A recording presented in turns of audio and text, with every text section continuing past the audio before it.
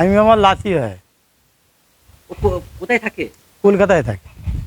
এই যে যেটা অভিযোগ যে একটা জঙ্গি গোষ্ঠীর সঙ্গে জড়িত হয়েছে এবং এই অভিযোগে এসটিএফ অ্যারেস্ট করেছে, জানেন বিষয়টা? না, আমি এক্ষুনি 1:30টার সময় নামাজ পড়েছি, শুনলাম যখন পুলিশ ঢুকলো বাড়িতে তখন বলিনি। তারপর ভাইপোটাকে জিজ্ঞেস করলো, তখন বলছে ও এরকম জঙ্গি গোষ্ঠী দিয়ে কেস দিয়ে খুব তুলে নিয়ে গিয়েছে। আপনি সে কী রে, আমি শুনি তো অবাক হয়ে, সে কথা নয়। যাই হোক, সেরকম ছেলে তো নয়ও, আর বাচ্চা ছেলে তো 24 বছর বয়স, পড়াশোনা করছিল কলকাতাতে।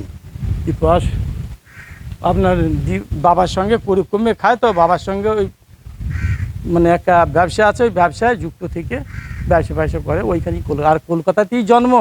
ওর বাবার বিয়ে হয়েছে, বিয়ে হওয়ার পরই ওর বাবা সেখানে ওর স্ত্রীকে নিয়ে ওইখানেই থাকে, এখানের সঙ্গে কোনো সম্পর্ক নেই। ও যে জঙ্গি গোষ্ঠীর সঙ্গে জড়িয়ে পড়লো বা ওর মধ্যে কোনো মনোভাব না না না না না, এটা কোনো দিন আমরা বলতে পারবো না। আর আমি বলবই বা কী করি, বাচ্চা ছেলে আর ওই রকম মনোভাব, তার বাপ 24 ঘন্টা রেখে দেয় ওর কাছে, সেখানে নিজেদের ব্যবসা আছে, নিজের ব্যবসায় থাকে, 24 ঘন্টা ব্যবসায় বসে থাকে, পড়াশোনা ছেড়ে দেওয়ার পর অন্য কোথায় তো যায় কাশ্মীরে গিয়েছিল?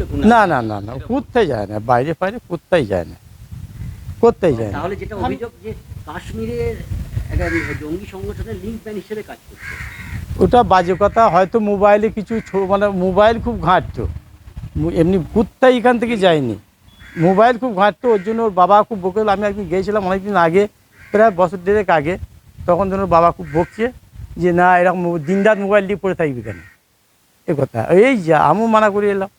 আর ওর জন্ম তো ওইখানেই, বললাম না, আমি আমার ভাইপো যখন বিয়ে দিয়েছি, বিয়ের পরই কলকাতায় হাজির। ওর শ্বশুরটা চাকরিটা দিয়েছিল, যে ওইখানেই থেকে গিয়েছে, ওইখানে আসেনি। এবার বছরে হয়তো একদিন কি দুদিনের ভোটের সময় এবার এসেছিল, আর আসেনি। ভোট দিয়েছিল, হামিমে ভোট দিয়েছিল, এখানে এসেছিল, ওই ভোট দিয়ে চলে গিয়ে হলো, থাকে না। পড়াশোনায় কেমন, বুদ্ধিমান? হ্যাঁ, বুদ্ধিমান ছেলে, পড়াশোনায় ভালো? হ্যাঁ খুব ভালো ছেলে। কম্পিউটার নিয়ে হ্যাঁ, কম্পিউটার সবই। আর যখন মোবাইল ঘাঁটতো তখন গেম খেলতো আর কি, বা মোবাইল ঘাঁটতো? সে কী করে গেম, আমি বাপ জানি না। ইংরেজিতে কথা বলা? ওদের ভাষাটাই হিন্দি, ওর ভাষাটাও হিন্দি, ওর মা হিন্দি, মানে বিহারি আর কি। এবার হিন্দিতে কথা বলে, আমরা তো কিছু জানি না। বর্ধমানে কতদিন ছিল? এই তো হালিয়ে এসেছিলো, ঘর ভাড়া করে, ওখানে অসুখ দুপুরে ঘর ছিল বলে এখানে ঘর করে মাছ দিয়ে খাওয়াবো, তাই এখানে এসেছিল। কে কে থাকতো বর্ধমানে? ওরা দুই চারজনাই। কে কে চারজনে? কে কে? আমার ভাইপো, বৌমা, আর ওই ছেলে দুটো, আর মেয়েটা আবার কাছে। আপনারা গেছিলেন কখনো? না, আমি ও ঘরে যাইনি। বর্ধমানে থাকতো? বর্ধমানে থাকে বই কি জানি, বই কি জানবো না, ঘর নিয়েছে আমি জানবো না, জেনেছি কিন্তু আমি যাই নাই কোনোদিন, দেখিও নাই। বিশ্বাস হচ্ছে যে আমি জঙ্গি সংগঠন? না না না, আমার বিশ্বাস হয় না কোনোদিন। কোথায় এটা কোন জায়গায়? কোন জায়গা বলতে, ও সেরকম ছেলে নয়, আর আমাদের বংশের ছেলে ওই রকম হবে আমার কোনোদিনই বিশ্বাস হয় না।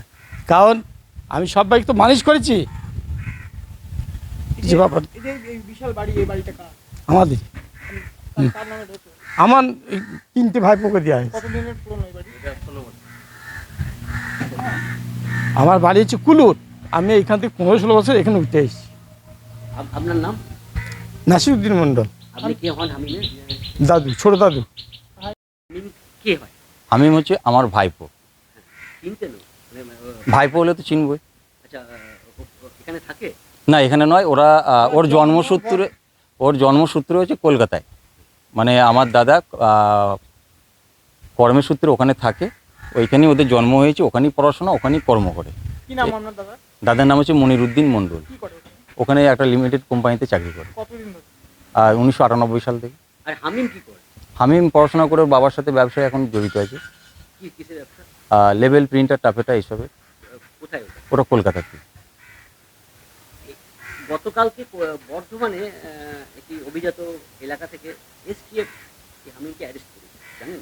এটা আজকে 10টার সময় আমরা খোঁজ পেলাম, এই টিভিতেই দেখলাম। জানলেন বলতে যেটা নিউজে দেখাচ্ছে ওটাই,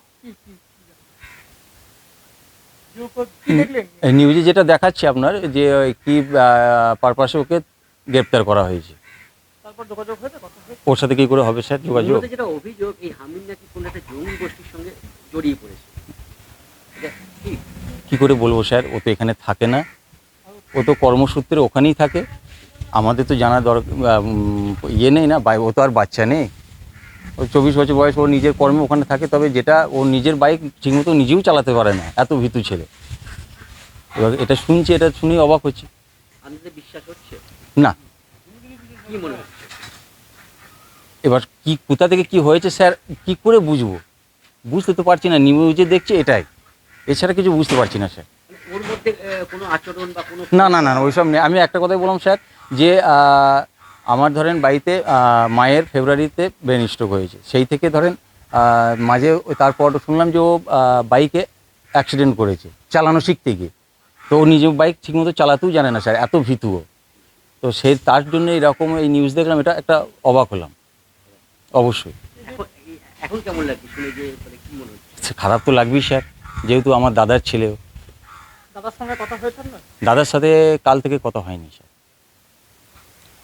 ফোন করলে কি সুইচ অফ হয়? না না না না, আছে, ফোন করিনি স্যার, বুঝবো কী করে ফোনে। আপনার কি নাম? আমার নাম স্যার সুমন, আপনি কে হন? আমি কাকা হয়।